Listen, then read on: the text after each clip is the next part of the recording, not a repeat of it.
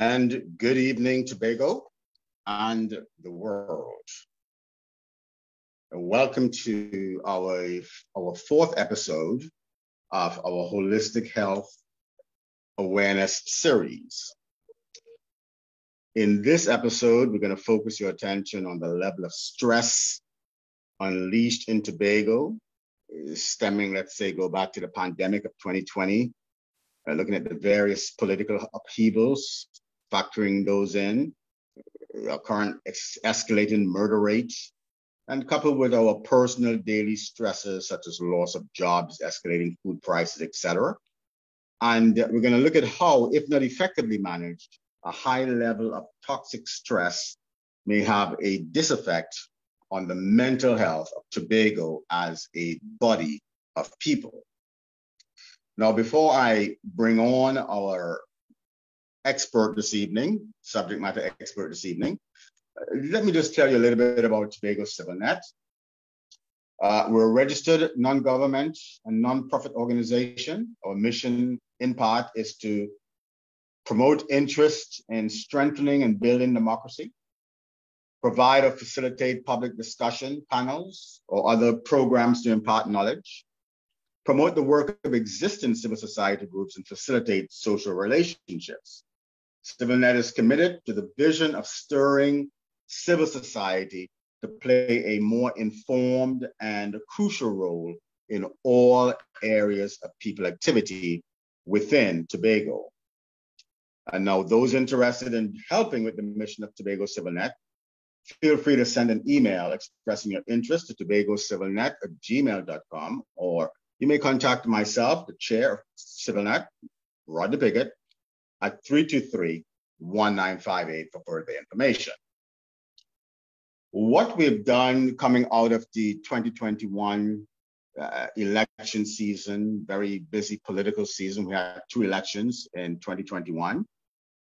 We shifted our focus to those other areas of people activity. What a lot of people don't realize is that politics is simply one of the areas of people activity. Unfortunately for us here in Tobago and Trinidad, and probably the larger Caribbean, politics seem to dominate and appears to be the only thing that we're concerned about. It's involved in everything from education to sports, arts, everything is political. And what we want to do is to help our society here in Tobago particularly focus their attention on other areas of people activity and make them as important, or see them as important, some even more important than politics itself. And so to do that, we are beginning to form several committees. These comprise of members of CivilNet as well as members of the public who do not necessarily want to join CivilNet, but are interested in those subject matters. We have our education committee that's been up and running for a while now. We also have our politics and governance committee, and our health committee, or holistic health committee. We just got that started most recently. We did a launch, and now this is our 4th episode that we are going into now. And this is why we're here, is to actually get that 4th episode up and running. And so we really thank you for being here. We really thank all of you for being here at this time. And what I'm going to do is give you just a brief understanding of what the Holistic Health Committee is all about. Again, it's a committee of Tobago CivilNet that comprises members of CivilNet and non-members that have a common interest in raising the awareness of holistic health in Tobago. What, or the Holistic Health Awareness Tobago launched the first season of its Holistic Health Awareness series on March 22nd, 2023, to be followed by several episodes featuring knowledgeable persons, such as medical doctors who have adopted a holistic approach to their practice, and persons who have done extensive research and study in the area of holistic health. Some may have attained certification and have certainly attained the right to pass their acquired knowledge along to others. This is episode 4 of season 1. All right, so that's a little bit about CivilNet and a little bit about the committee that is committed to doing this work as a committee of Tobago CivilNet. Let me now introduce you to our featured speaker this evening. She's no stranger to Tobago. She's known very wide in the Tobago space, and she'll tell you a little bit more about herself and where she is now on the planet and what she's up to. But her name is Billie Sterling Lewis. She's a counseling psychologist with over 14 years experience, master's in psychology and counseling psychology, and postgrad in loss, grief, and trauma.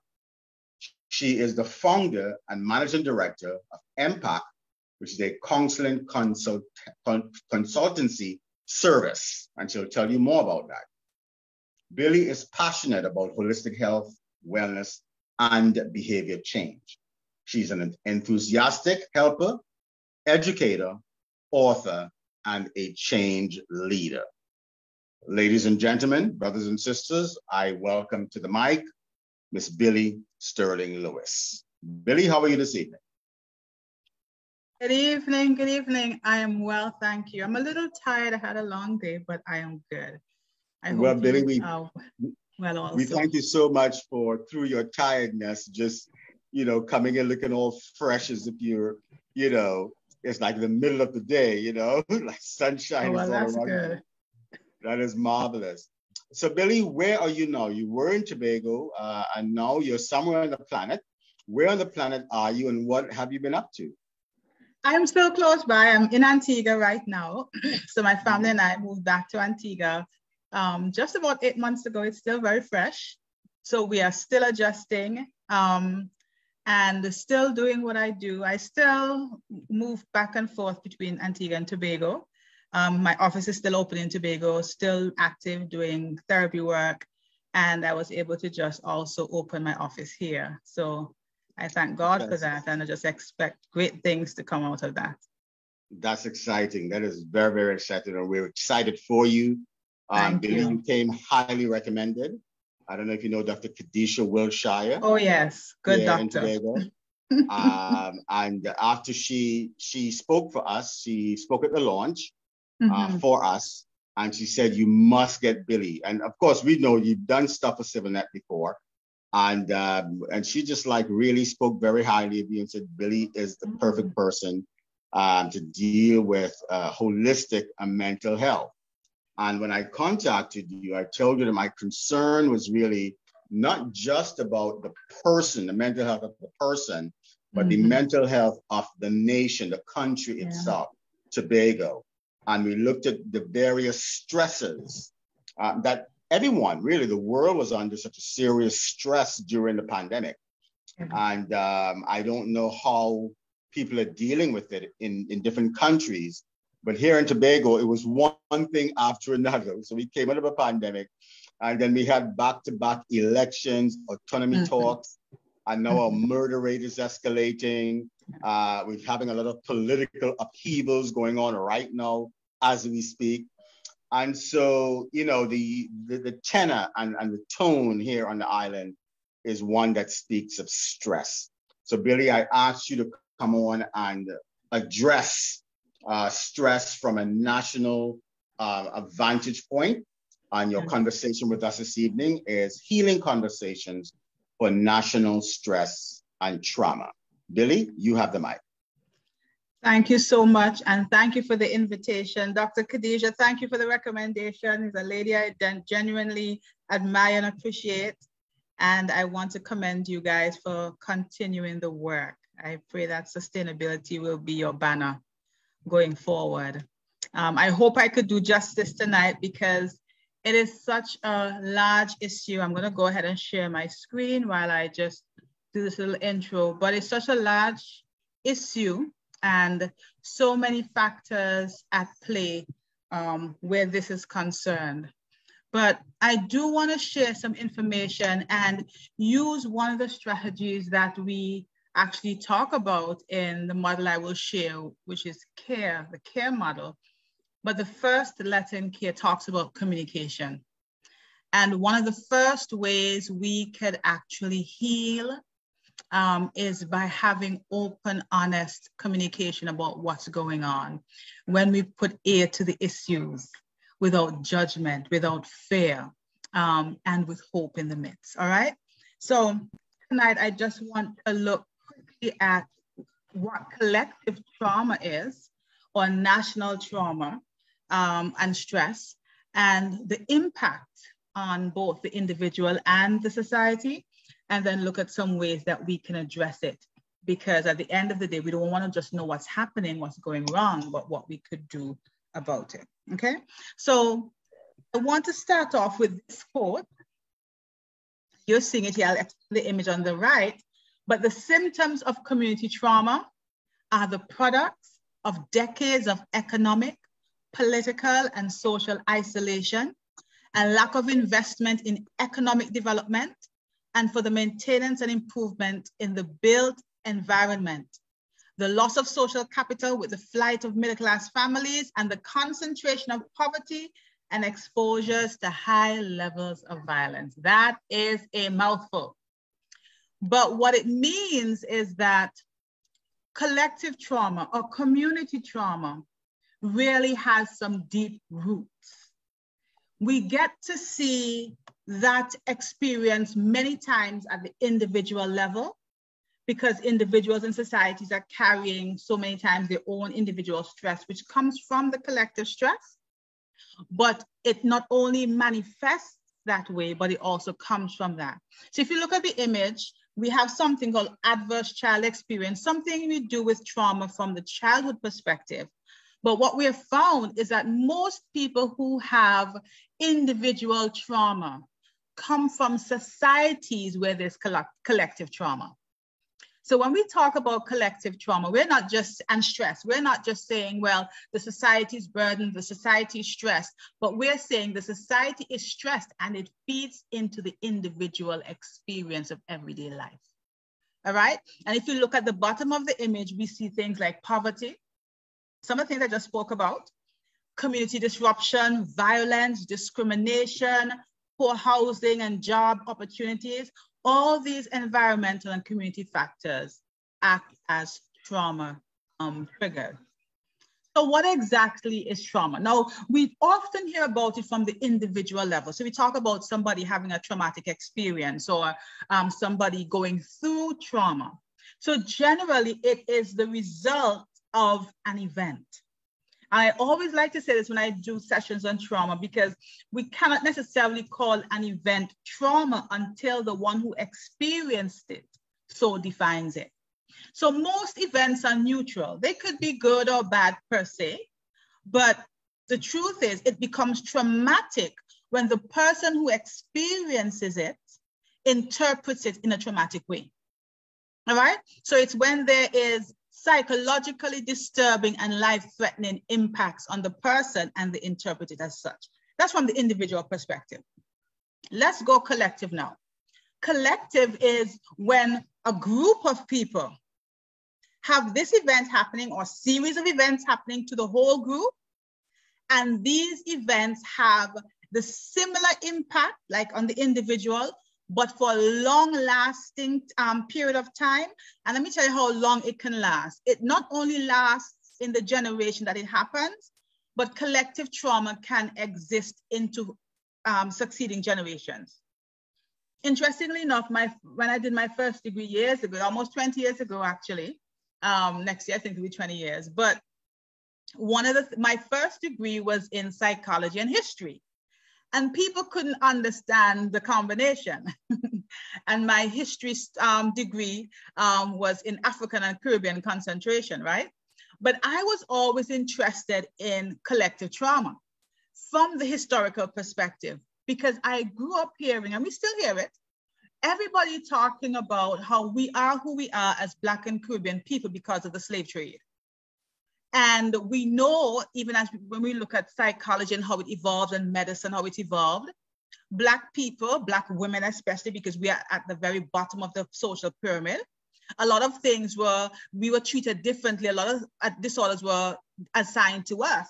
not so much because we were disordered, but because society disordered us, if that makes any sense. All right. So we see collective trauma affecting a whole community, having impacts on that community. And now the impacts could be individual, but there is that adverse impact. And it not only lasts in that time that it happened, it goes into succeeding generations. So it's important to understand that. All right.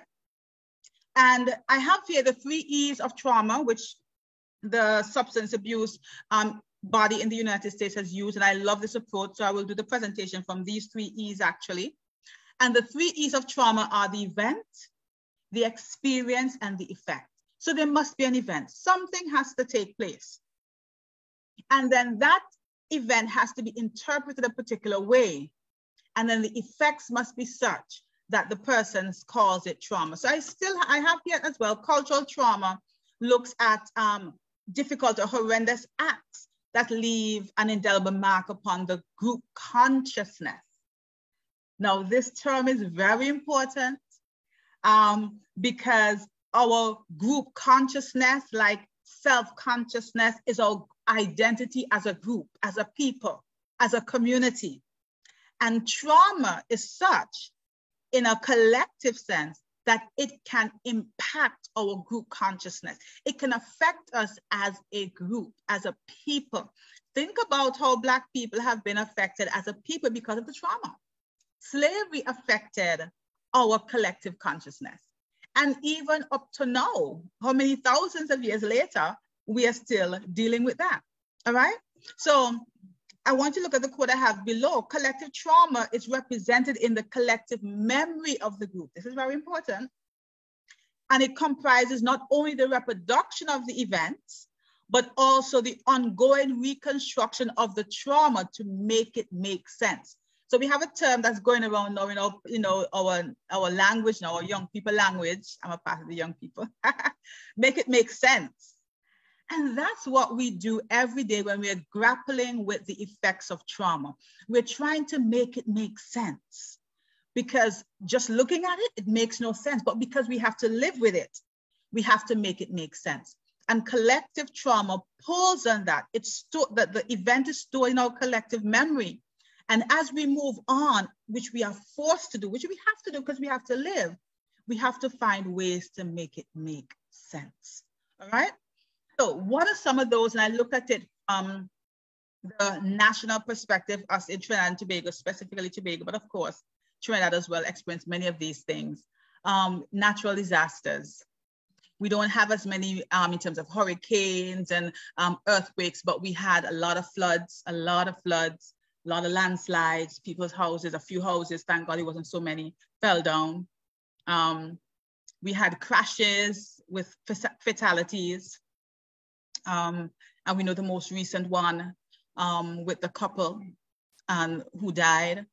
I have oil spills. That was something more in Trinidad, but we have some of the impacts as well.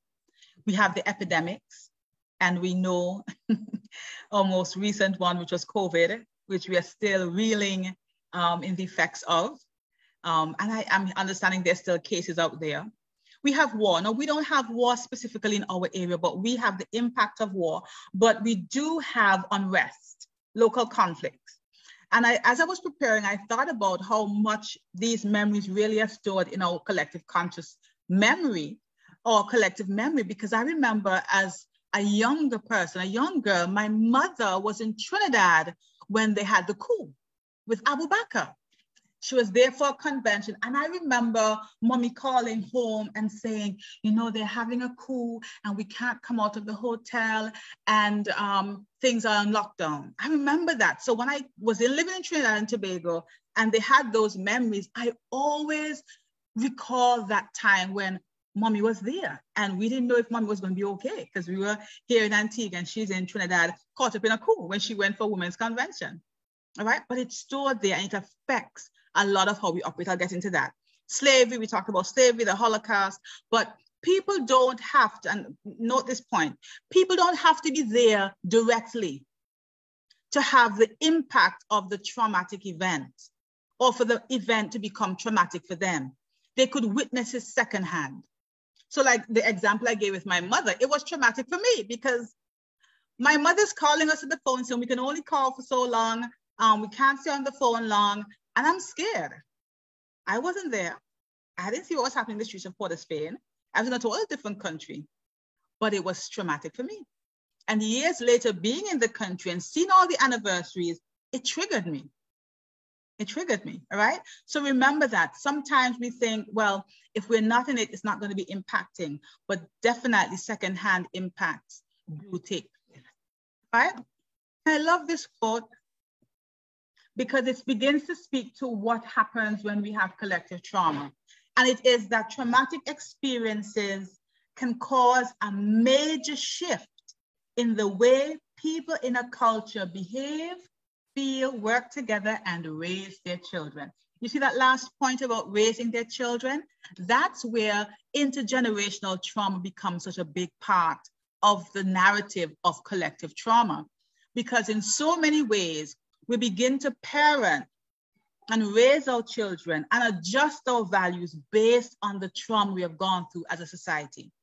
Think about those Blacks in America who have to, I actually don't like to hear it, but it's what they have to do, who have to train their sons what to do when they see a flashing light behind them. That is being drilled into their mind, into their psyche. And that's gonna affect the way they live and how they train their children and their boys. And so we're gonna have boys, American young men, who have hyperarousal issues. They probably already have it. But that can continue for generations to come because the trauma, like we said, is stored in our collective memory and affects our collective consciousness. So now let's go to the experience. One of the major things that happens in terms of interpreting events as traumatic is what happens with our interpretation. And key among that is the fact that collective trauma, all of these events, tend to challenge the assumptions that we build our lives on. And I hope when the questions come, I get the questions or you get the discussions, but that's what it does. And this is what it happens. These are some of the ways it does that. So for instance, when we have a situation of internal conflict in a country, it challenges the assumption that many of us held that, hey, we are united as a country. We're together. We're unified. We're brother and sister. It challenges that. The event and the way we experience it challenge that thought. It challenges the idea that we are a safe people, a safe community. I know right now that is one of the challenges that people are trying to deal with because Tobago has built their identity on safe, clean, green, and serene. We are safe. And what we're seeing now doesn't line up with that identity. And it becomes a challenge. There is hope. COVID challenged that. We weren't sure if hope was even existing anymore because we just saw so much things happening. And so it challenged the idea of hope. Change is coming, or better is coming. We are valued, we are good. These are the basic assumptions, and there are many more. You guys can think of so many more, I'm sure, that we build our lives, our identity as individuals and as a community, as a people, as a country, as a nation on. And trauma comes and challenges all of that, all of that. It makes us now move into a place of questioning and doubt. And one of the first things that happen collectively, like we do individually when we have our individual trauma, why us? Why me? Why now? Why here? Or what's happening? What's causing this? And then we have many times, based on the intensity of the situation, many instances of feelings of powerlessness. Because in so many instances, we understand we cannot control what is going on. And powerlessness sets in. And that's a big challenge because we often think and build our identity on the fact that we are powerful, we are destined people. And then there's so many emotions that as a community, we face. Feelings of fear, feelings of guilt, feelings of anxiety and shame, of betrayal. I thought about some of what's happening politically, and a lot of people feel betrayed. A lot of people feel betrayed. And that's because what has happened has challenged their belief that they've built their identity on, as we're a people who can be trusted. And so those feelings come in. Loss of faith always happens. Challenge to faith. Let me take that back, not loss, challenge. And many people lose faith, unfortunately. And then we have issues like survivor's guilt as well. This is in a different context, but especially in really, like in fatal situations where some people survive, there's always that guilt that comes like, why did I make it and the other person didn't? So these are some of the ways that our events are interpreted that cause the second E in our 3 E's of trauma, the experience, right? So let me just share this with you, how the individuals label and assign meaning to and is disrupted physically and psychologically by the event will contribute to whether or not it's traumatic. So I've been sharing it all along. How we define the event, whether we decide it is gonna be a traumatic thing for us based on where we are and how we have lived our lives, that will determine whether it's traumatic or not. And the second one is what I really wanna look at. How the event is experienced may be linked to a range of factors, like our culture, our belief, our availability of social support, all that's gonna come back a little later, and the developmental stage of the individual. I put this in because this is so important.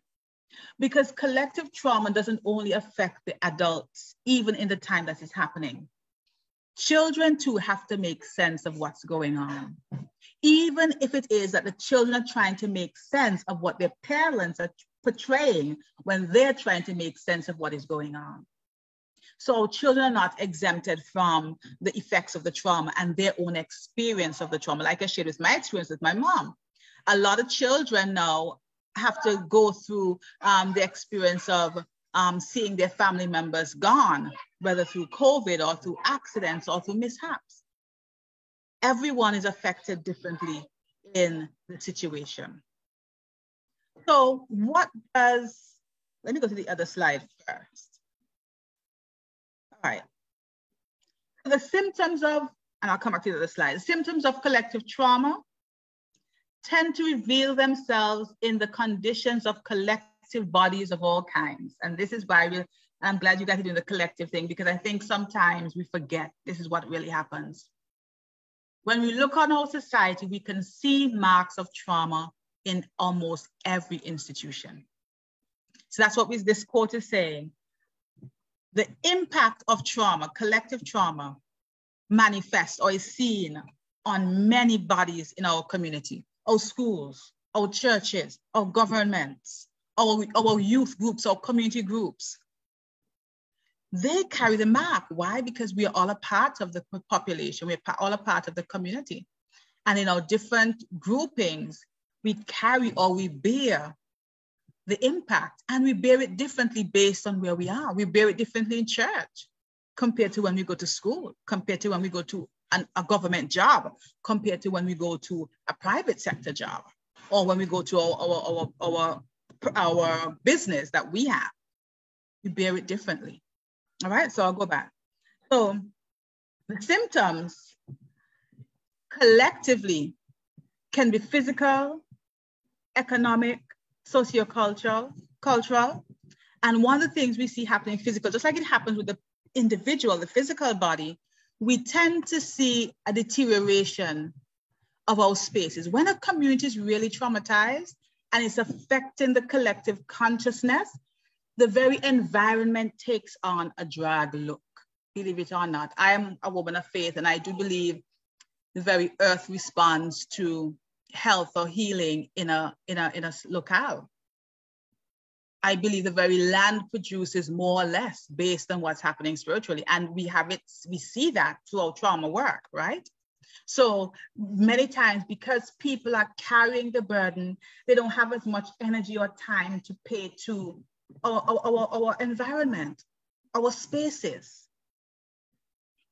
Buildings get run down, places get dilapidated, nobody's paying attention, roads are messed up, people are trying to survive. We're not trying to look pretty again.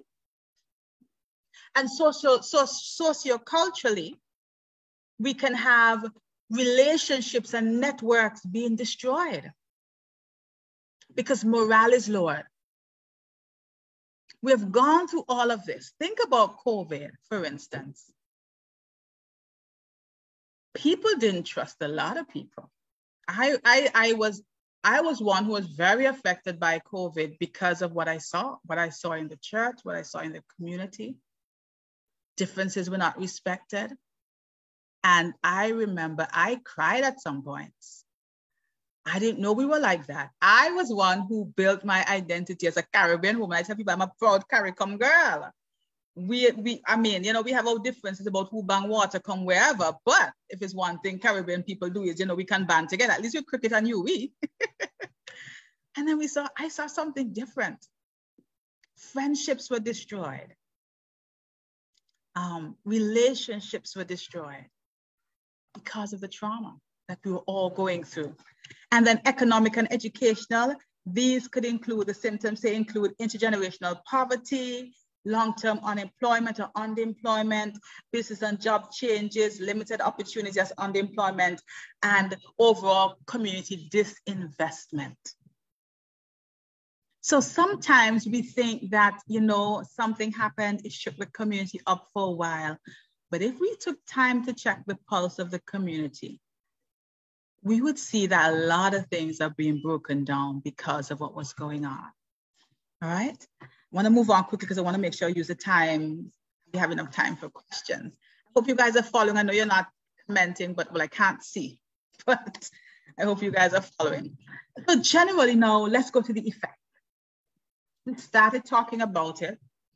But one of the first things we have to understand is that the effects are felt individually, and as I said this before, individually and collectively. Whereas for an individual's trauma, it really is just them, in most cases, not all. When it comes to collective trauma, it's a very complex, dynamic experience because it is not only affecting me individually, but the way I'm affected is being portrayed or projected onto the community. And the thing is, we're all experiencing it and all being affected at the same time and also in different ways.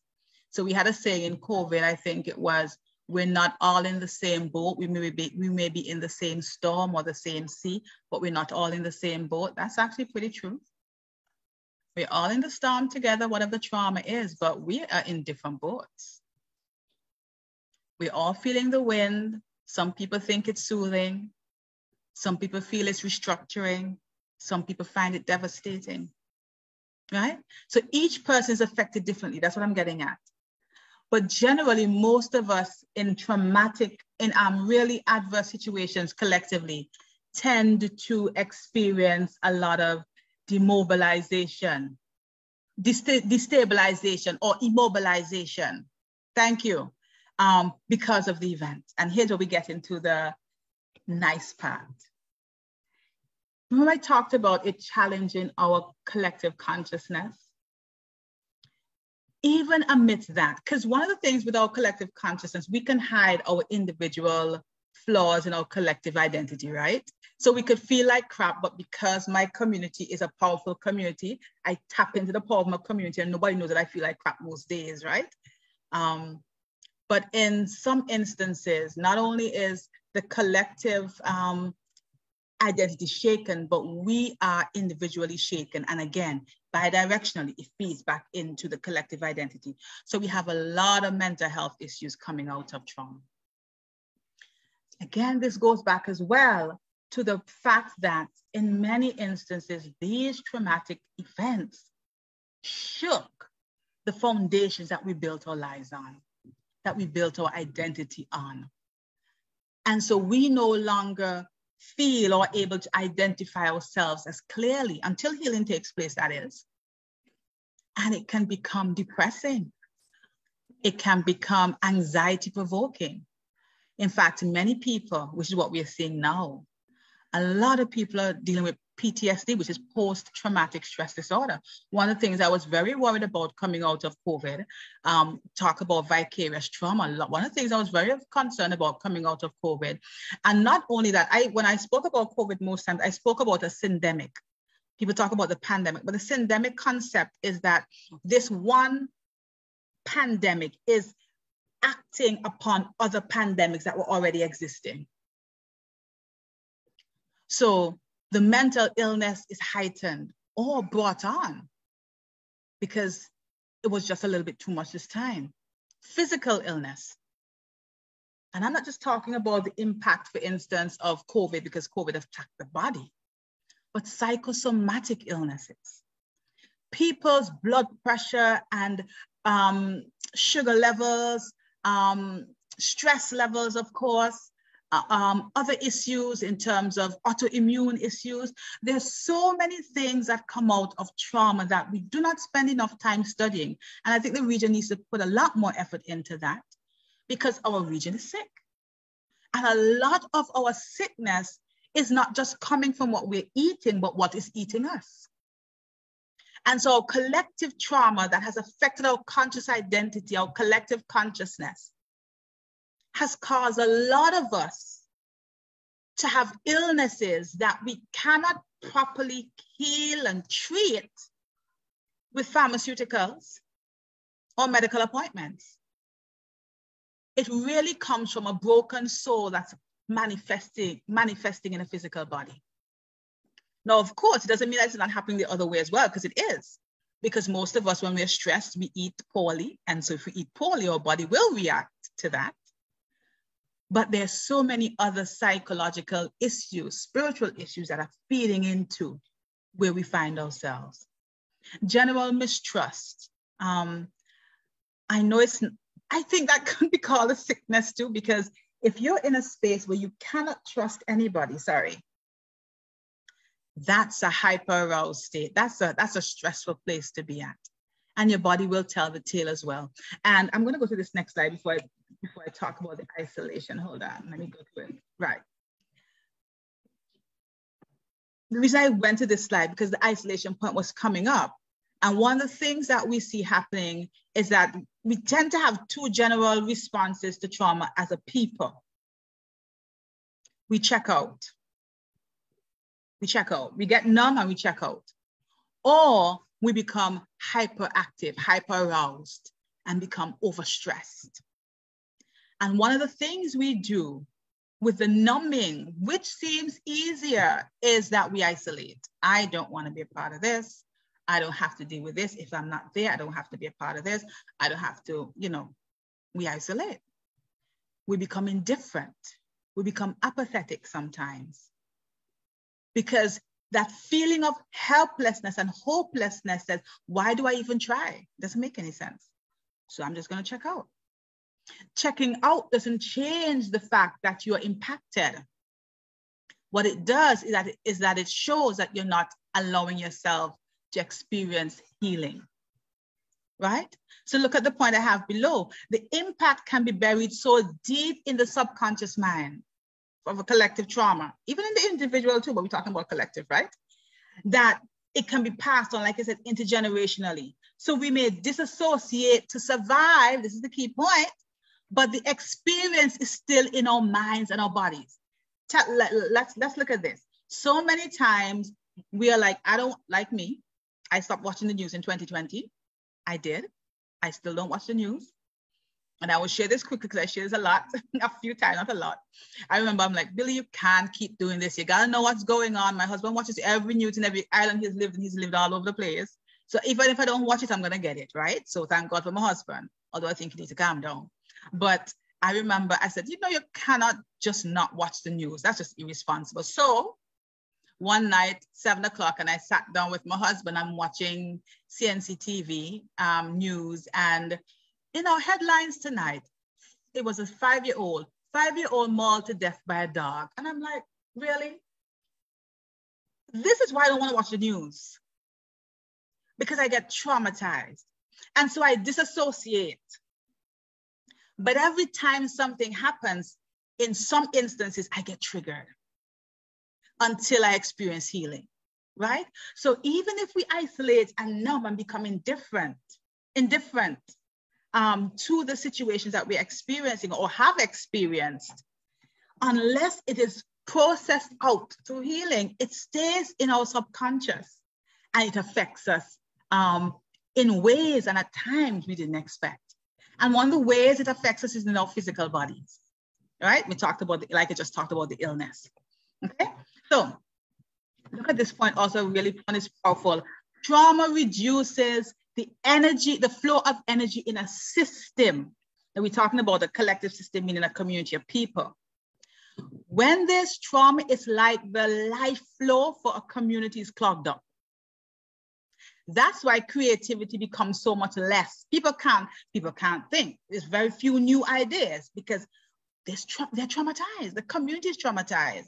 So it reduces the flow of energy in the system, creating a consciousness of scarcity. And it's not because we're not creative people. It's not because we're not powerful people, but we're broken people. We're hurt people. And enough time is not being spent individually or collectively for healing. So we dry up like raisins in the sun, and we wonder why our society is not moving forward. Healing is a part of national progress. And sometimes we need to make it a part of our agenda because there's so much hurt that happens all the time. All right? So integrating collective trauma brings more energy and it creates greater abundance. So when we allow healing to begin to take place, especially from an integrative place, it opens the conduits for things to start to happen again. People feel alive again. People feel willing again. Do you know how difficult it is for society when people don't want to volunteer anymore? Because they've been hurt, and they've been hurt repeatedly. And like I said earlier, the memory stored in their subconscious mind. And so although they say, well, you know, I didn't fight up with that, they won't go and volunteer again because every time they hear the word volunteer, they think hurt, hurt, hurt. And our society gets stymied, right? So whether individual or collectively, our shadows cannot simply, shadows meaning, interpretively meaning our trauma, they cannot simply be buried and forgotten. They will haunt us until we return them to life. And if we never do, they will haunt our children. And it will continue to pass to the next generation in an endless repetition of karma and time. I like so and weep. But that's what happens when we don't heal. As an individual, as a family, as a community, as a nation, history keeps repeating itself. Because one of the things we do with healing is we learn. There are lessons that we learn in healing that we cannot learn while we're numbing and isolating. And so that's why I love this quote, because it says we cannot just bury the pain, which is what we do because it's just, you know, easy. I don't have time for this, just bury it. But like the quote says from Thomas, it will come back and it will haunt you. At a time, at a place when you least expect it. And if we get away by chance because we buried it really well, or we know how to keep adding dirt on it, our children, they're gonna feel it. A lot of our children are feeling it. A lot of our children are feeling it from generations in the past, our parents, my parents, their parents, things they didn't deal with. I like to say when I do trauma work, sessions like this, when we keep sweeping things under the rug, eventually it will trip us up. And that's what we see a lot happening right now. A lot of trauma in our society is tripping us up now because it wasn't dealt with. And it's now haunting us and our children. And will continue to haunt the children to come. All right. We talked about this particular slide before in terms of some of the effect, but let me see if there's anything I need to add. No, I think we've dealt with all of this already. The mental illness, feelings of powerlessness, hypersensitivity, definitely physiological issues, eating, sleeping, grief becomes an issue as well. Grief becomes an issue. And we talked about isolating to avoid exposure, but we know isolating only makes the situation isolate with us as well, right? Because we are carrying the trauma in our subconscious mind, all right? All right, I had this one for children, but I just over this one. Now, let's talk about the care model quickly. Please tell me my time. Am I wrapping up soon? This is a medical model that was actually used for trauma, but that can also be used in non-medical situations. Interestingly enough, I'll share that after, but this is very useful. And the CARE stands for cope, acknowledge, remember, and emerge. I always love emerge because it means that we get to come back, we bounce back. There's another word we use, resilience, right? And so coping says, first of all, coping means we have to really be aware. It has to be up front and center, right? So we communicate with compassion and creativity. Thank you. I'll be done by then, good. And if I'm not, please just give me a verbal sound and I will wrap up. I like to respect the time. Thank you. And then acknowledge, we have to be able to acknowledge the impact on the many levels. Sometimes we think that, yes, it was something that happened nationally, but because it was this particular situation, it only impacted that. For instance, think about a church that had a scandal. And we think, well, hey, just a church member is going to be affected. No, a lot of people who are not a part of the church had faith struggles, and it impacted them.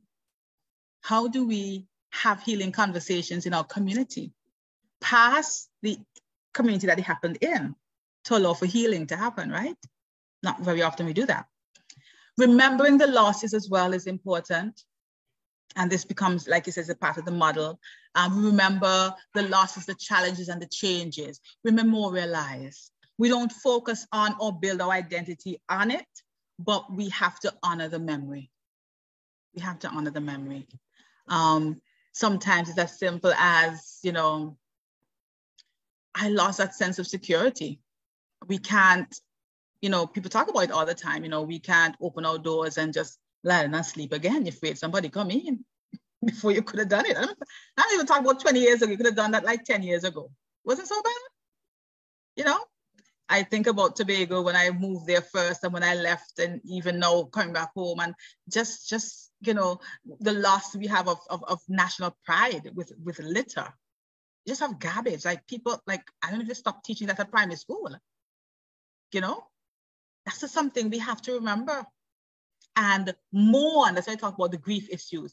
Mourn that loss and then grow from that loss. Having lost that, how do we need to grow better from it, right? And then emerge. Emerge by integrating the experiences into values and behaviors. This speaks also in part to what I talked about in the lessons of our trauma, the lessons of our losses, the lessons of our grief. We integrate them as our values are redefined, or as our belief systems are redefined. This is it's not easy. I wouldn't say it's easy, but it's a model that we can begin to use in small groups, maybe to start, and then in a large setting to begin to allow for healing and growth to take place. Now, right. This one on because healing collectively starts with individual healing. As I said, we experience the trauma individually and also collectively. Healing is the same thing. And even as a community, we can do some of these things. But I wanted to share these because these are so important, because we all are dealing with something. And let me start with self-care. One of the things that often suffers in trauma is self-care. Because we're stuck in survival mode, we don't get the time, we don't take the energy to care for self as we should. So caring for the mind, body, and spirit, eating, sleeping, resting, connecting, that becomes important. All right? Expressive art, I always love this because it allows people to find expression for things that they cannot say. Sometimes they don't have the words. They don't know what words to use if they can find some. But a picture, a poetic, some prose, something, however, without trying to sound academic, allows for the expression. allows for healing. One of the things I do a lot is color, especially for anxiety and trauma, because it allows you to see what beauty can come out of even broken places. That's how I interpret it, right? Connection. I like to do in, right, out, right, up, right, down. Connect in with yourself. Who are you? I am who I am, not what I've been through. Out, I connect with people around me. I don't have to connect with everybody, but I understand that I need my brother, my sister, right? Up, my higher power, God. God is still central. And I get to connect because there's some things I just have to leave to God. And then down, that's for me is grounding. Staying grounded in whatever it is that keeps you grounded. All right, even if you have to find something new at the time. Nature. That's one of the things we do for grounding. Connecting with nature sometimes helps us in calamity, even when part of our collective trauma is natural disaster. I remember growing up in Antigua, we had hurricanes every year that devastated our island, every single year. We saw our beaches, beautiful beaches transform. We saw trees collapse. For years, we couldn't get soursop. Soursop was a basic thing growing up, and because of the just recurrent hurricanes, we could not get something that's basic as soursop for years, almost 10 years. People were like, I long to eat soursop. Trees, they just died. And in those moments, it was still very healing to go out on the beach, although you're feeling and sad with how the erosion of the sand was or the transformation of the beachfront was. Just looking out at the vastness and beauty of the water was helpful, connecting with the sand. So in moments of trauma, sometimes it's good to connect with nature. Nature still has healing power, it still has the frequency that helps us to heal, right? I love, like I shared, media exposure limited, because the media has their own story. And if you don't need to see it, you don't need to see it. Limit what you expose yourself to and debrief if you need. If you had a little bit too much, do some debriefing with somebody, in your journal, in prayer, with somebody that you talk to, right? And rework your narrative. This one is so important. Let me just go to the next slide, because you want to make sure you don't always tell the story in a way that makes you a victim. As healing takes place, the facts remain the same, but the interpretation changes. And so I was there when, for instance, just give an example, I was there when that person was assaulted and I felt so powerless. But as I reworked that, I was there when that person was assaulted. But in that place of feeling powerless, I recognized some other strengths. Just an example, right? We have to rework the narrative to help us heal. And collectively, like I said, it begins individually, but we need to allow healing to happen in a unifying and integrative place. We cannot heal if we are isolating, especially in a collective traumatic situation. And one of the ways we have to unify is on hope. This can be difficult because remember we talked about hope being one of the things that gets shattered with trauma. But it's something we have to hold on to no matter what, even if we do actively create hope for the next generation. And we can heal collectively around a narrative of hope as opposed to just what we have done, or what we have gone through. I think too many times people unite around the negative as opposed to uniting around the positive and the possibilities. And that's why we stay stuck. We just stay broken, right? Shared meaning, again, like I said earlier, make it make sense. And sometimes we have to sit down and create a meaning from it. What does it mean? What is it saying? What is it allowing for us to experience afresh? And I love the power of dignity. Trauma can attack dignity, personally and collectively. Healing is us consciously going back to dignity, giving each man his dignity and pride back. And one of the things we say with dignity is to be witnessed, to be valued, to speak your truth, to be loved as you are, to be empowered, to create solutions. Dignity is a big part of healing because dignity is taken or attacked when trauma and hurt takes place, right? And collectively creating healing spaces, gardens, walks where you can see art, but different things. Communities can come up with their own things. But even the murals we used to have in our communities that, you know, I mean, I don't know if we understand the value of those things. We just think it's, you know, like a little political thing. No, there are actually benefits to them. Having our walls that were just, you know, concrete, painted with a beautiful sign, a beautiful picture, not just with a message of call Crime Stoppers or stop the rape, but something that speaks to who we are. These images, sometimes you're coming from a stressful place, from work, and you pass by that image and something is lifted from you because the beauty of it connects you with the hope that's in that community. Creating healing spaces are important. And this is about my last slide. Acting from a place of separation, where we talked about that, is the symptom of trauma. And the last one I have actually is, well, these last two, right? Traumatic growth and resilience. Here's the traumatic growth end there.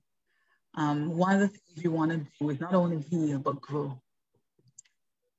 I don't want to just be better than I was, but I want to be bigger than I was. Coming out of the trauma, individually and collectively. And when we look at the main points that come out of traumatic growth, how do we relate to others? How has this trauma caused us to relate to others now moving forward? That has to be something we answer. What are the new possibilities that are coming out of it? Because sometimes we get stuck in a one-track mind, you know, it can only be this way. It could only be them people. I will tell you, know, I'm not political. I don't hope you all are not political, but that's one of the reasons I am not into one political party, having power for 28 odd years, because where the new possibility is, it gets harder over time. And growth allows us to change. Change is beautiful. It's not easy, but it's beautiful, right? Personal strength. We recognize I am not as weak as I thought I was, because the trauma and coming through and surviving it shows our strength. And the spiritual change and appreciation of life that come together. Going through these things together help us to appreciate life, each other, and the divine in a more powerful way. So I want to end there. Yes, that's my last thing. And thank you for having me. I hope the information shared is a good starter for a conversation. And again, thank you for having me.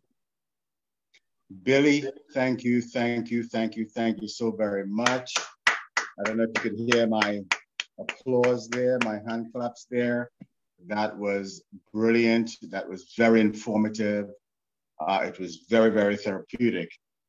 You said something that actually reminded me of how we functioned in the United States, you know, in the African communities, where every time someone got shot, every time police shot another person, which was practically every day, I think we got it down to a science where we saw that, we did the math and saw that every 36 hours, either a Black man or a Black woman or a Black child was being killed by police. An unarmed a person was being killed by police or extrajudicial authorities. And it was always around that traumatic event that African people will come together and join hands and do the marching and so forth and so forth. And that would last for, you know, maybe a week, 2 weeks, you know, until the next major traumatic event, you know, and then people would just go back to their corners, you know, but it was always around the trauma that people came together. I'm gonna have some questions, Billie, from our audience here. I'm gonna pose it to you. Coming down to the end, you were speaking on isolation. And one of our viewers on Facebook, we have quite a few on Facebook, a good attendance on Facebook. She said, or they said, speaking on isolation, working in a toxic environment, shouldn't we protect our mental health Let me get that part there. Hold on.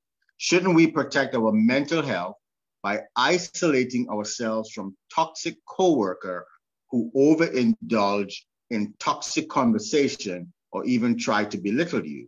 For example, a woman isolating herself from an abusive relationship. Isn't it her right to do so to protect her mental and holistic well-being? I think this is somebody asking if isolating yourself under those conditions is actually the healthy thing to do. Yeah, that's a good question. I think the word isolation generally, connotatively, and even denotatively has a negative stance there. So when you isolate, you build walls and you build rigid boundaries. And so what you do is that you keep both the good and the bad out, right? So what you want to do is have healthy boundaries that allows you to separate when necessary, but regroup again when necessary. So definitely for instance, in substance misuse, I've worked in substance misuse for many years. And one of the things we teach families is lovingly detaching. You have to lovingly detach. I can't support the behavior. I can't enable anymore. So I detach. Doesn't mean I'm isolating from you. I could still love you. I could still support wellness in you, but I could no longer connect to the toxicity in you. And so we want to be mindful about isolating and creating lonely experiences, because loneliness is just as mentally devastating as toxicity from another person. And so the balance is what becomes important. Boundaries, healthy, flexible boundaries are probably the better way to do that. That is so very powerful, Billie. I don't know if you know Onika Henry, a powerful sister, a sexologist. Yes. She did our episode 3, and that was live at the library. And when you mention boundaries, that is one of the things that she talks about, is learning how in relationships, how to set your boundaries. You must set your boundaries, negotiate for the things you want out of the relationship and so forth and so forth.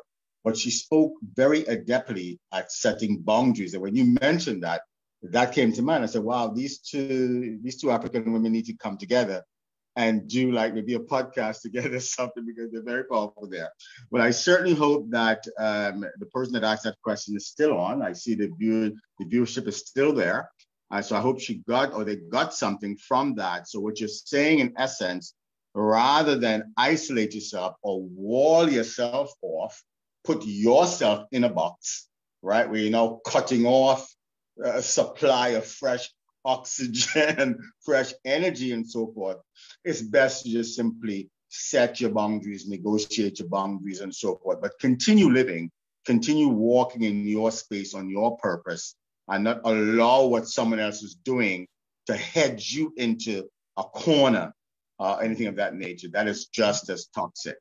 Yeah. Another of our viewers asked, are you saying that depressive and anxiety disorders we now experience exhibit as a society and descendants of slaves or enslaved are expressions of our ancestral software?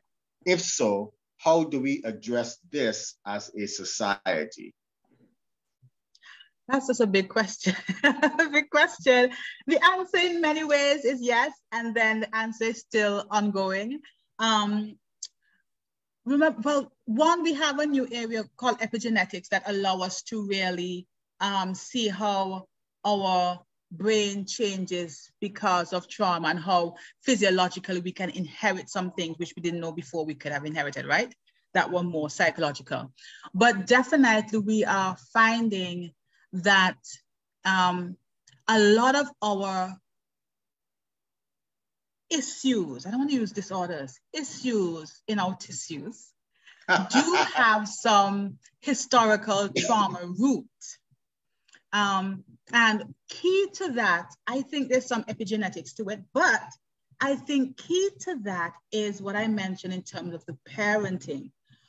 We are an oral tradition. We have a strong oral, well, it's kind of waning, we need to keep it up, but we are people of oral tradition. And a lot of what we do is passed down through that tradition and also through the practices in our parenting.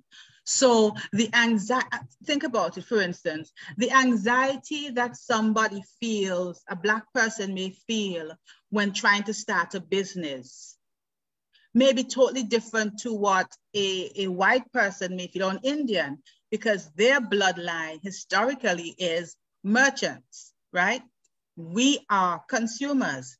And so now coming into something new or even the same thing, we may have that level of anxiety. So yes, I think there is something that comes from our historical line that has come through parenting. Maybe there's some physiological thing that passed through, maybe not so much from way back then, but at least in, you know, the last generation or two. But a lot of it does come from that because we have been taught to be, or taught that our identity is such, and that identity doesn't always fit into the environment that we are existing and functioning in now. I hope that made sense. That made so much sense, Billie. You are hitting all the points tonight here with me, especially with that issues in your tissues. Where did you get that from? That's one of my favorite sayings. But Dr. Joy DeGroy, I don't know if you heard of the sister. She wrote a book, Post-Traumatic Slave Disorder, right? And it's her theory that it's a condition that exists when a population has experienced multi-generational trauma resulting from centuries of slavery and continues to experience oppression and institutionalized racism today. She also speaks about, just as you spoke about, the epigenetic modifications do not change the genetic sequence, but can alter gene expression. And Billie, most recently, I don't know how recent, but I think it was maybe about a good year or two back. I just read it, I think about a year back, and you probably heard about it.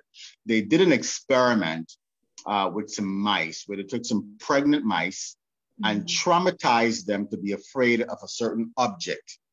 And the baby mice were born afraid of that same object. And from that, they did it over and over again. And from that, they determined that stress and trauma, if left untreated, can be passed down through the genes, where the gene can actually, express it and so forth. So yeah, you're right on point with that, Billie. And that's a very big issue, because like you said, it's something that could very well be still in the waters with us as a people. And when you spoke about the type of pandemic, where it's a pandemic on top of a pandemic, the syndemic. You gave that a name. What is it called? The syndemic. Syndemic, yeah. So for people that have never really dealt with that stress and trauma coming through that ma'afa and that enslavement period, where we never really confronted it and dealt with it like some other people have dealt with it and say never again, and made sure that all of the symbols of Hitler is removed from the planet Earth and so forth and so forth. We've never really dealt with our trauma. And so other issues now could just heap on top of that. So I really loved the way you really broke that down. Let's go now here and see what we have here. All right. Billie, talk to me about how trauma and stress may impact children, get down to the children level. They don't know anything about trauma and stress. They probably don't even know how to spell the word stress or what stress is, any of those things. But now you find more and more children acting out in schools, a lot of school fights. And the school fights are getting more and more dramatic and really fatal. In the United States, they're going through a lot of school shootings. Here in Trinidad and Tobago, we're experiencing people testing themselves with bomb scares. Today it's a bomb scare, tomorrow it's a bomb. So these things are escalating in our space right under our noses. How is trauma and stress on a collective level playing into that? Are we damaging the children? Oh yeah, and that's why I put the slide back up. I didn't touch on it much because of the time and stuff, but I had it there, at least to the high school level. One of the things, just even through that experiment you spoke about with the mice, very powerful, and that's why I love science, right? One of the things is that the the the children, most of our children feed off of the emotions and the experiences of the parents. And so when our parents are going through in the adult realm the trauma and the effects of it, sometimes without even noticing it, they are feeding that to their children. It's almost as if they're spoon feeding the children fear responses. They're spoon feeding the children anger responses. They're spoon feeding the children prejudices. So they're not saying all the time, this is how it's supposed to be. But when the child sees you react a particular way to a particular stimulus, they interpret that as, I need to do that as well. So a lot of people do not feel, when we talked about dignity, I've talked about dignity towards the end of the presentation. One of the things that happens, as I said, is that loss of dignity. A lot of families don't feel that they have their dignity intact anymore because of what they've gone through individually and collectively.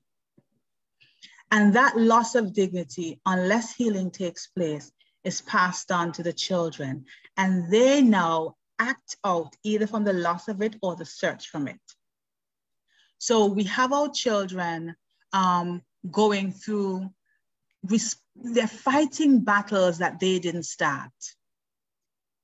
They're continuing wars that they will never fully understand. And that comes out in the behavior in school, in the community, and even the mental stresses that our children have most times come from the environments that they're raised in.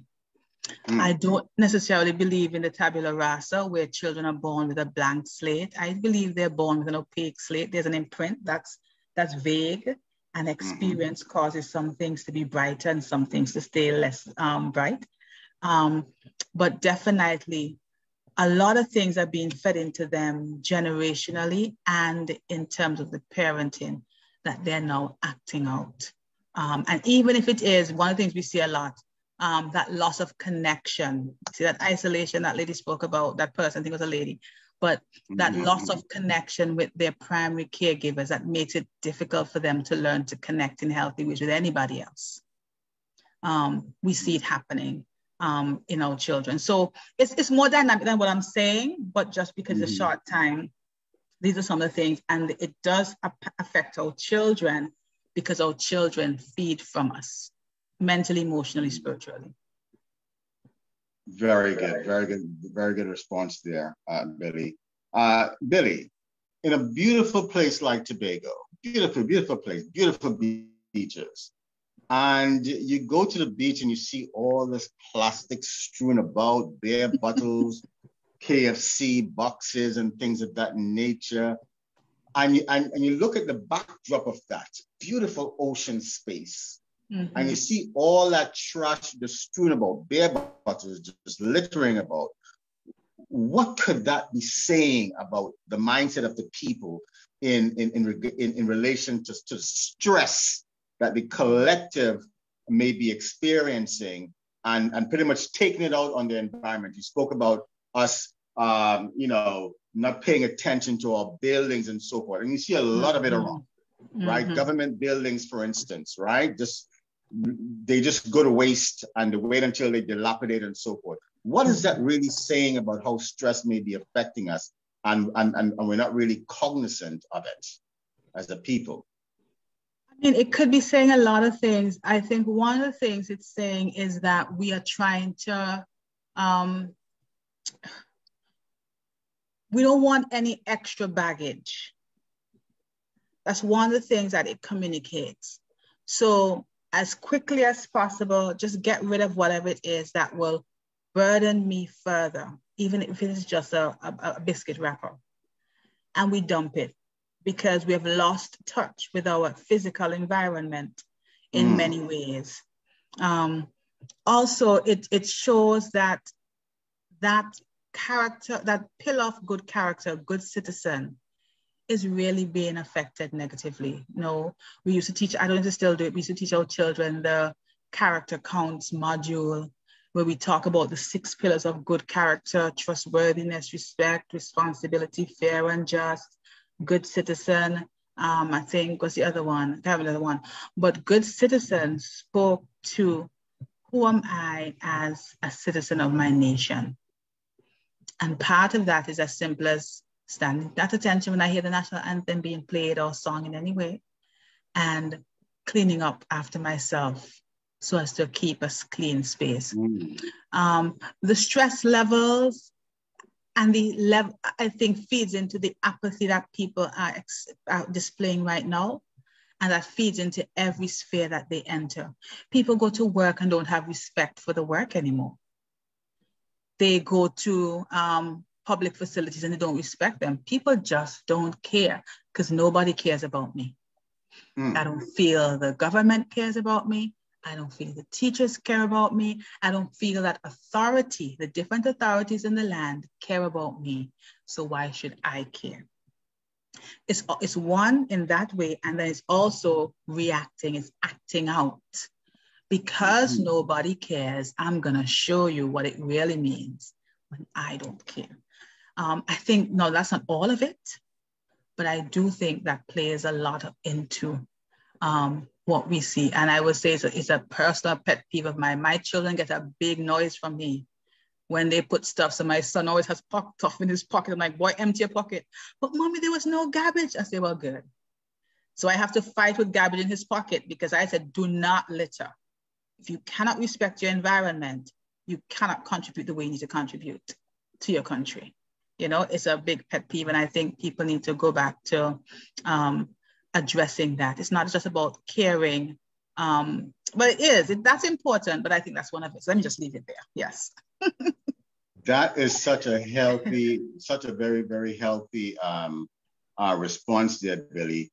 What comes to my mind is you see an individual that takes care of themselves, right? They go out into public, they make sure they're neat, you know, they're blending in with other people and so forth. And then over time, you're seeing them like they don't care what they're wearing, their clothes are not clean, they're not doing anything with their hair, their skin. They're just falling apart right in front of people, just looking at them deteriorating. When we treat the environment like that, right? So when you look at the person, you say, okay, that person is going through some serious trauma. They're going through something and they're letting go of themselves. So when we as a people treat our environment like that, what is that? Is that saying that we as a people are going through some trauma, going through some stress, that we're not de-stressing, we're not finding healthy channels for that stress and trauma, and so we're letting our environment go? Is that pretty much what you're saying? It can be a part of it, not exclusively, but definitely it can be a part of it. It can be a part of it. You know, we tend to, let me say it this way. We tend to pick on the weakest link, and nature doesn't react right away. So we just treat our environment anyway, and eventually it reacts. Our earth will react, and we are seeing it in a lot of ways, not just from the global warming perspective, but from, look at our floods. Every time we have floods in Trinidad and Tobago, we have the same argument. The drains are packed with garbage. I mean, there's only so much that our earth can take. Just like there's only so much we can take. And when we are balanced and stable, we do a better job keeping our earth balanced and stable. So it can feed into that, definitely. Very good. Another question coming on Facebook. There are many people that overcome their traumas, and there's an immense power in humans to transform their lives. What is the relative power of any intergenerational trauma versus the power of the individual to overcome it and break any intergenerational trauma transmission that may exist? If you get that question. I think I do. From what I'm getting from it, I think they answered the question already, actually. When we break a cycle, we create a new cycle. And so that's why I am big on healing. Many times I work with clients, especially women, and I say to them, when you heal, you're healing the next generation. So even when at the last point I made about post-traumatic growth, when we allow healing and post-traumatic growth to take place, we are creating like a grafting for the next generation. It's not that the negative will not any longer be in our line. It will, but it will not be the one that's producing the fruit. As opposed to the person, the family, the nation that's not healing, that trauma continues to produce the fruit along the lines. So the power of healing individually and collectively is seen and is carried on in the next generation. But that can only happen if healing takes place. To create a new cycle, we have to break the cycle. Break it, we create a new cycle. Healing is a breaking of the trauma cycle and creating a cycle of healing that continues. Very good. Very good. And another question comes across. This discussion about stress sounds to me like it encourages passivity. I have this stress. My family gave me this stress, so I can't do anything about it. Isn't it more effective to highlight the amazing effectiveness of a proactive thought process that encourages taking responsibility for your own life? Scale to all of the country. This means that the population would take more control of their society instead of leaving it in the hands of politicians. I think it's a question there. So I don't know how you want to respond to that. Well, I'm not sure I'm not sure this person came on in between, but we were not saying at all it's a passive thing. Exactly. But definitely to answer, I did speak about changing the narrative. And we are not, you don't want to encourage the idea, as the person is saying, that we are just victims, passive recipients of all that happens to us. Exactly. But we experience life and we interpret it. And the way, I don't think I showed the slide, but the way we interpret what we go through comes from a number of different places, right? A number of different factors and things. Definitely one of the ways we want to change how we deal with the stress is by changing the narrative. We call that cognitive reframing. So for instance, if someone is constantly belittling you in a traumatized state, you will say something is wrong with me. If something wasn't wrong with me, they wouldn't treat me like this. As you heal and you begin to change the narrative, you recognize this is not even about me. And so I no longer have to take and carry the burden of this person's maltreatment. I actually just give it back to them because they no longer have somewhere or something in me to connect with it, right? So you want to change the narrative. Stress happens to all of us. Stress is not a disease. Stress is not a disease. Stress is good stress. Stress is good. We have good stress, but then we have distress, which becomes negative.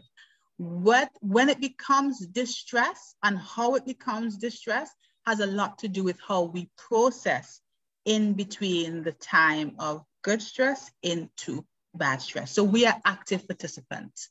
Whether we are lying down on the job or not, we are active participants in how we experience, interpret, and recover from the stresses that we go through, individually and collectively, right? Yeah. Very good. Because, persons living in places like, let's say, I want to say Beirut, but right now Ukraine and certain parts of Palestine where there's just bombs dropping every day. And, even in LA, South LA and North New Jersey and those places during the height of the crack epidemic when there were gangs just fighting each other. They were literally families that had to sleep on the ground, that had to sleep on the floor, sleep under the bed, because bullets could come through the window at any time, and strike someone. So in environments that we had that kind of environmental stress, it doesn't give you a lot of room to go from the good stress to the de-stress to the good stress. You have that room in between, because there are bombs dropping every day. So people in those environments have to adapt a lot differently. We have it much, much better here in places like the Caribbean, for instance, where we have a lot of room to breathe. So stress for us here would be relevant to the conditions that we're under. And you did an excellent job describing what we're used to and what gets broken when those stress and those stresses take place, and we haven't dealt with them, how they change, they destroy our foundation, if you will, of our comfort zone, move us out of our comfort zone, and we don't adapt to new comfort zone in time. And the final question, Billie, from someone on Facebook: the digital generation is said to have a unique psychology with its own mental problems. Do they face challenges peculiar to their digital upbringing? If so, what are they and how you manage it? And that would be a final question for the evening. Okay. Well, definitely they do. And I would not say they, I would say we do. I think one of the challenges we have is we like to point fingers. We are all grappling with this digital age. One of the things we have found is because of how, from things as simple as the blue light to how the images and the colors and the sounds are produced in a lot of these things, with how they capture the child's mind and attention to our mind and attention as adults. We see a lot of persons becoming literally addicted to the screen.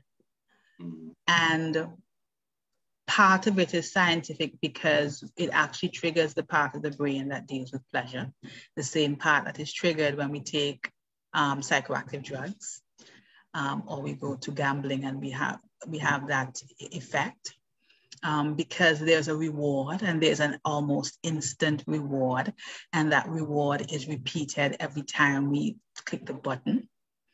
And it's not just children, like I said. I think of myself. I grew up without a television. I don't think we were poor. My father just didn't believe in TV. So we had literally a house of books, right? So I was like, Daddy, I'm bored. He's like, go in the house and get a book. I'm like, what? And half of the books were his college books. So we were raised really weird compared to other children, right? So I'm not a TV fan. But I find myself in recent times, especially having to cope with a lot of stress, just flicking through Facebook and watching all kind of things I wouldn't normally watch. And I watch myself an hour passing, and I think, really, how did this happen? How did this happen? The information is there, and the means are there. They're accessible. These are some of the things we look at when it comes to addiction and addictive behaviors. Right? And so it's not just the children, but what do we do? Again, boundaries come out, and very good expectations in terms of what we want to achieve. So we're not ones to bash technology, because technology is doing a lot of good things for us.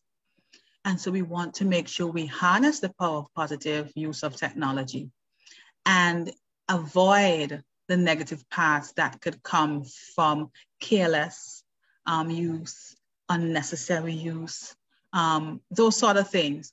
So giving your child, for example, just to be more specific here, for one, having children under 2 on the screen is probably a no-no.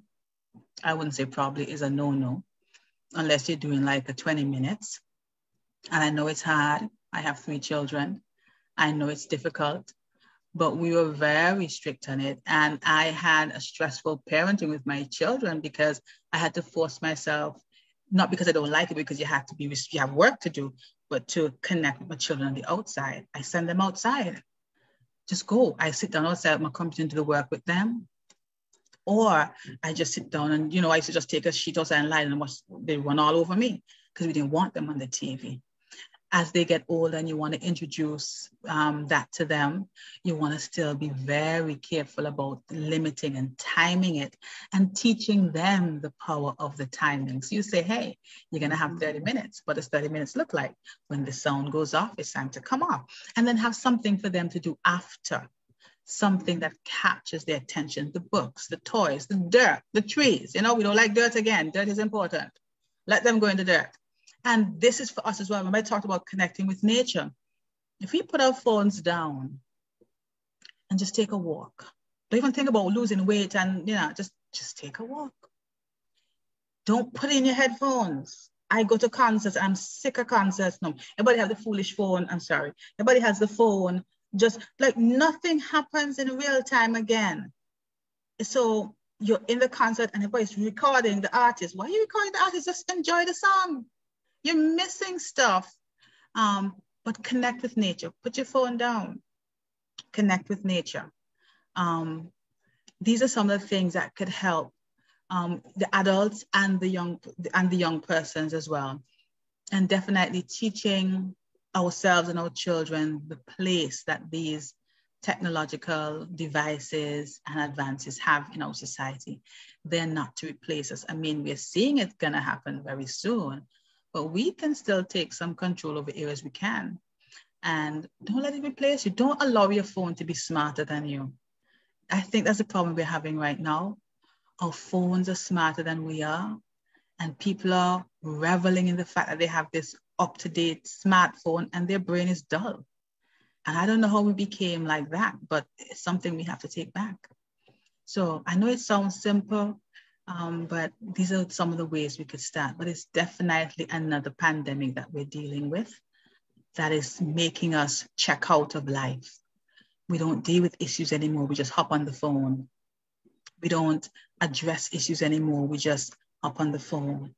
We don't communicate anymore. We just hop on the phone. Last thing I said, I'm done. There's a story that came out in the US of a young boy who saved a bus from an accident, a school bus. And the driver experienced some trouble. I think he was probably having a heart attack. And one boy noticed and went and pulled the bus over and, did all the stuff. And when the police asked him, how did you know? He said, well, I saw what was going on. This is a bus full of children.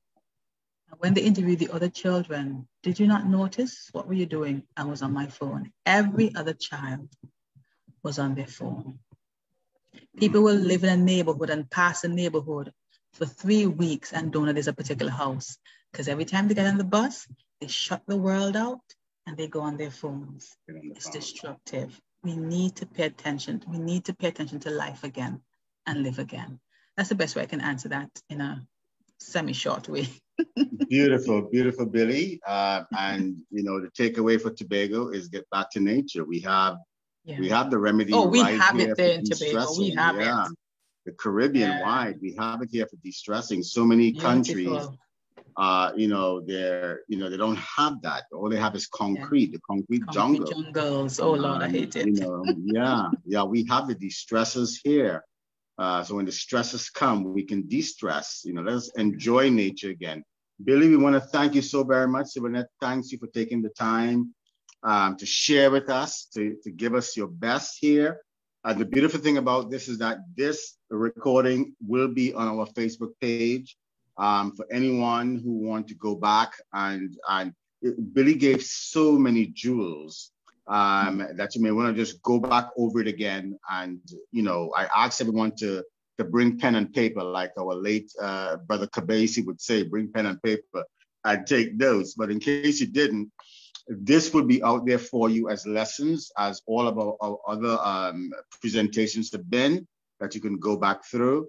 Anyone who's hearing my voice who want to come into CivilNet and help us do the work that we're trying to do for the community, for the society of Tobago, raise the awareness in all the other areas of people activity, please feel free to either email us at TobagoCivilNet at gmail.com, or you can contact me, Rodney Piggott, the chair, at 323 1958. And with that, Billie, you look just as fresh as if it was 12 noon, right? Thank you.